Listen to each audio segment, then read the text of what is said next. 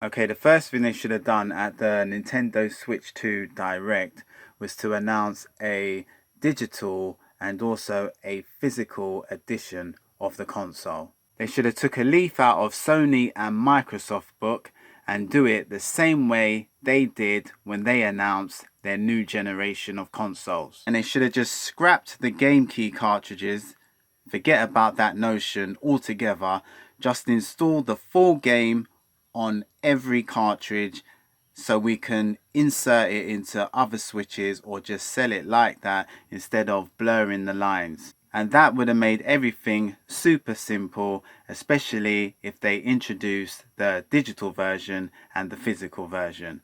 You want to go all digital, get the digital Switch 2. You want physical, get the physical Switch 2. And obviously for the physical adopters, if you want to go that route, you're going to have to pay extra.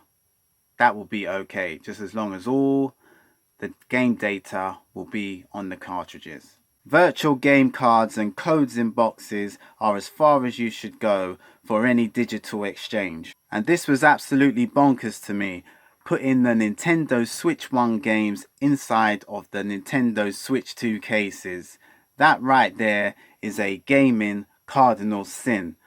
All you had to do was slap a label on the new Switch 1 cases reading Nintendo Switch 2 upgrades, whether you put it at the top, the bottom, or even at the back of the case, and have a different kind of artwork just so you can distinguish the difference between Switch 1 and the Switch 1 upgrade cases. And having that important label Nintendo Switch 2 upgrade on every case, that will make customers know that when they open the box, there will be your upgraded code waiting for them to redeem in the eShop. And also, charging for a button on a controller is just cold-hearted and ruthless at the highest level when you just spent nearly £100 on the actual Pro Controller or Joy-Con itself.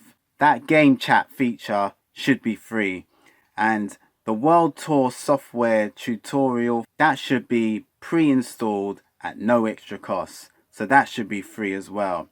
And whoever thought of that bright idea should be fired immediately on launch day, the silly buffoon. So overall, the virtual game cards I can live with, and the price of the system is pretty reasonable, but everything else was just daylight NinGreedo robbery.